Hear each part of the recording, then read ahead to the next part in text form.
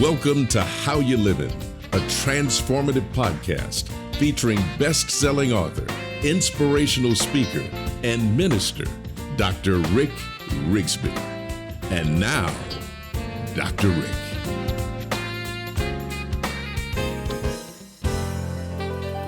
Hello, friends. Thanks so much for listening today.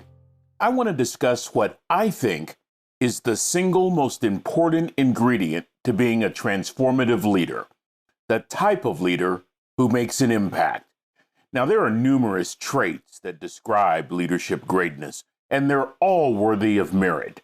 There's courage, confidence, competence, character, conviction, consistency, discipline, determination, desire, vision, a teachable spirit, focus, and passion, just to name a few.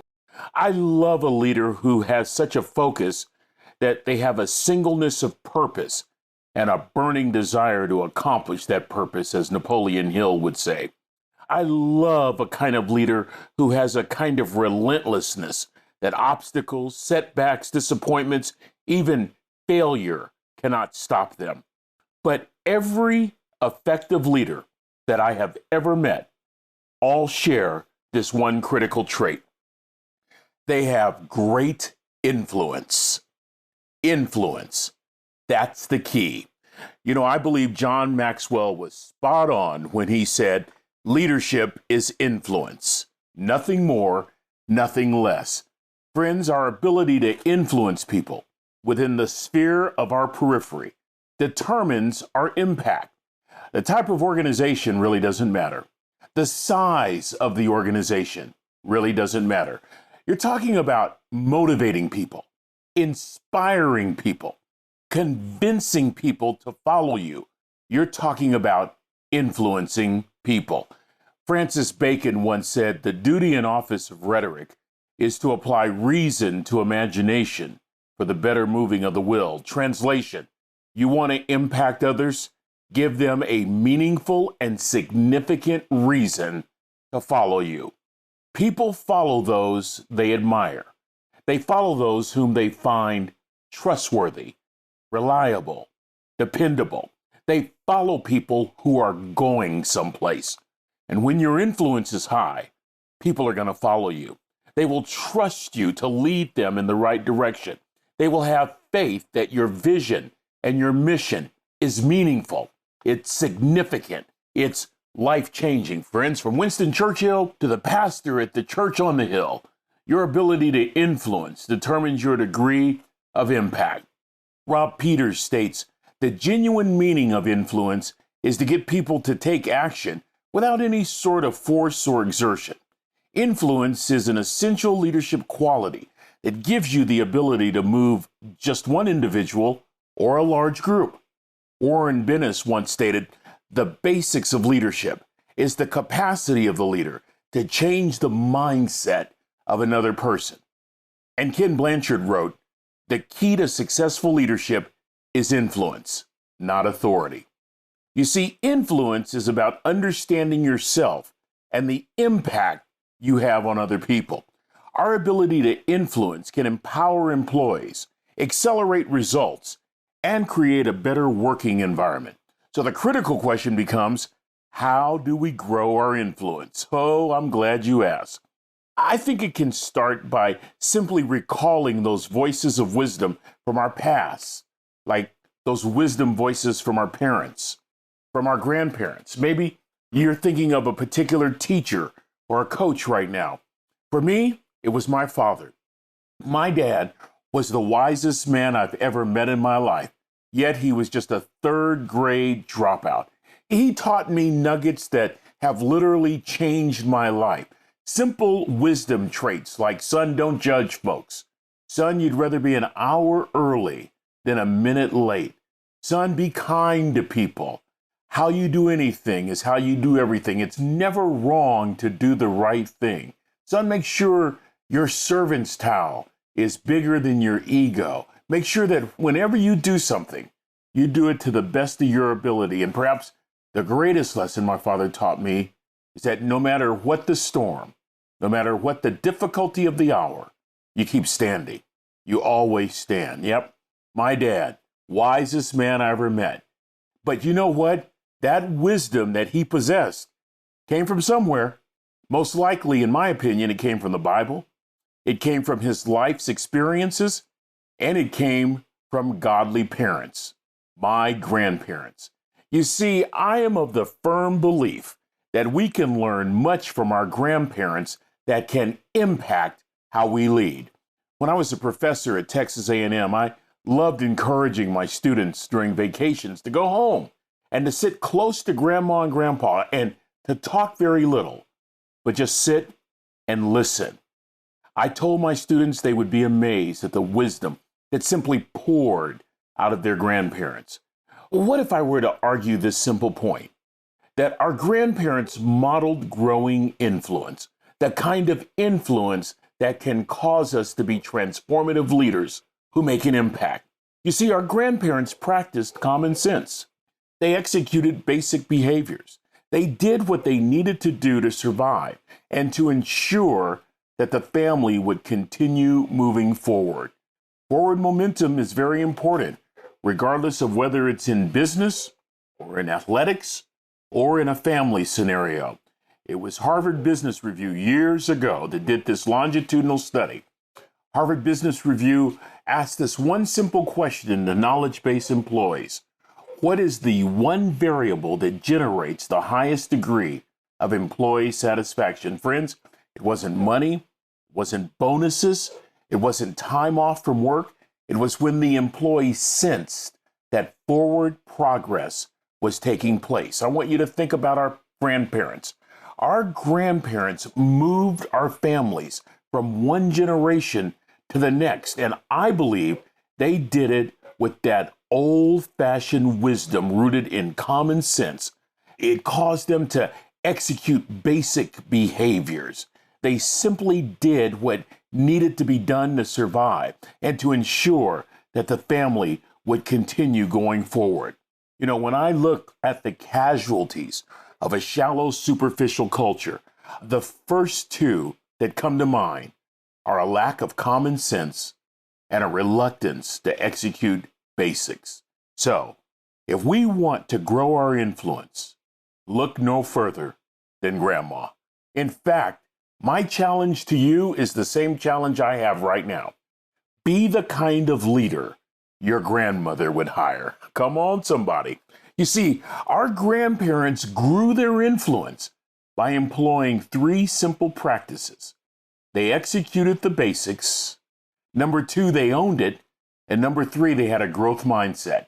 Let's just look at executing the basics for a moment. You see, I really believe that in a shallow culture, we forego the basics. We go for that which is extraordinary. But you don't really win titles without executing basics. You don't become all you can be without executing basics. No wonder Chuck Noll, that great football coach for the Pittsburgh Steelers, said this on one occasion. He said, champions are champions, not because they do extraordinary things, but because they do ordinary things better than anybody else. I like that. Simple execution of the basics. I have a good friend of mine who was a professional tennis player back in the 1970s. And I asked him on one occasion, I said, who was your stiffest competition? And he said, Bjorn Borg.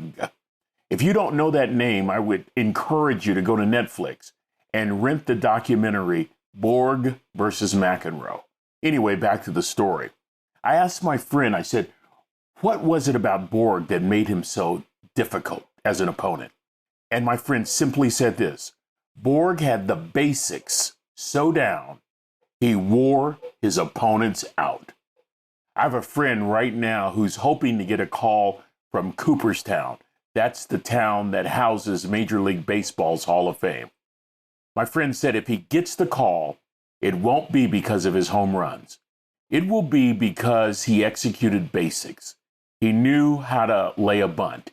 He knew how to hit the cutoff man. He knew that with runners in scoring position, how to hit to the opposite side of the field. Basics. I remember John Wooden, that great basketball coach at UCLA. 10 national championships under his belt, always taught his star recruits the basics. As a matter of fact, the first lesson that Coach Wooden taught his basketball players was the proper way to put on their socks. Because if you don't know the proper way to put on your socks, your feet will develop blisters and you will be of no use to the team. What good is being 6'11" and you're sitting on the bench? Come on, somebody.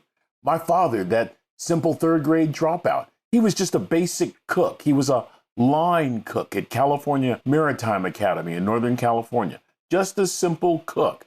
But listen to this profound wisdom.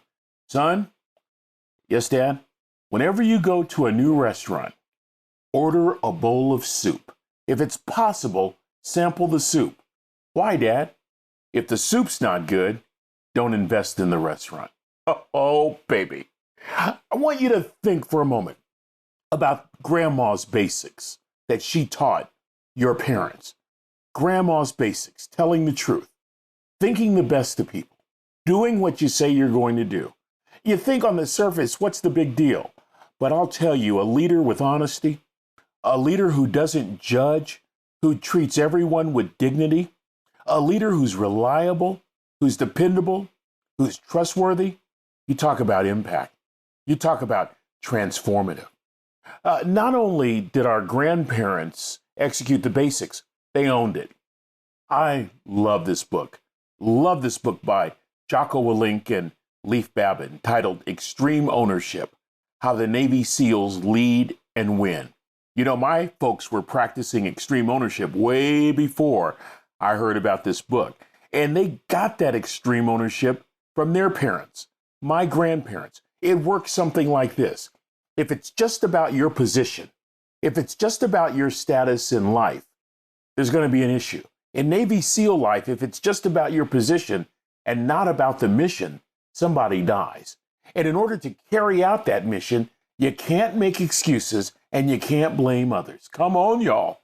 Listen to me, friends. Imagine going through a day, a week, a month, a year, not making excuses, not blaming others. I've just described many of our grandparents. What did they do? They simply and unwittingly owned it. I have never heard my grandparents complain. I've never heard my grandparents make excuses. I've never ever heard my grandparents, not one time, blame somebody else. They simply hung in there. They did what needed to be done. No questions asked. That's owning it. And that's something that will grow our leadership in a seismic kind of way. I'm telling you, friends, I'm talking about the kind of leadership that makes an impact. And we can learn it from looking at the lives of our grandparents. And finally, I think our grandparents had a growth mindset. How else do you explain pushing a family forward for generations? I love Carol Dweck's book, Mindset. Carol Dweck is a psychologist at Stanford University. And she says we either have a fixed mindset or a growth mindset. A fixed mindset is where we don't learn, where we know everything already, where we're stuck in doing things the way we've always done them. I love John Wooden's comment. He says it's what you learn after you know it all that really matters. I like what my father once told me. He said, son, I'd rather you be curious than certain. I like that. You know, when you have a know-it-all mindset, you're simply inviting entropy in. What is entropy? So glad you asked. It's the second law of thermodynamics that suggests anything made up of a physical matter is in the process of decay and eventual chaos. You see, our grandparents had a kind of growth mindset. They pushed things forward, that forward momentum that Harvard identified as the number one variable that encouraged and really satisfied employees. When you have a growth mindset, anything is possible. When you have a growth mindset, you're always imagining. You're always reimagining. You're always thinking about what could be and what can be and what might be. It's contagious. You see, I really love learning about business leadership from sage, wise grandparents who simply grew their influence by applying common sense, executing basics, owning it, and having a growth mindset. This produces a family leader who is a visionary, dependable and reliable, and trustworthy and devoted. A family member who is dedicated and filled with optimism and passion. So just imagine how such influence traits can impact your leadership. Remember, people will follow you if you offer them meaningful and significant reasons to do so. I want you to think about this for a while, and I want you to commit to being the kind of influential leader your grandmother would hire. Well, that's going to do it for this episode. Until we meet again, this is Dr. Rick, asking the most important question I can ask. How you living? Are you ready to make an impact in your world right now? Do you want to stop existing and start living your best life right now? Dr. Rick wants to give you the first chapter of his best-selling book, Lessons from a Third Grade Dropout, absolutely free. Just go to www.rickrigsby.com/free gift to get the print or audiobook right now.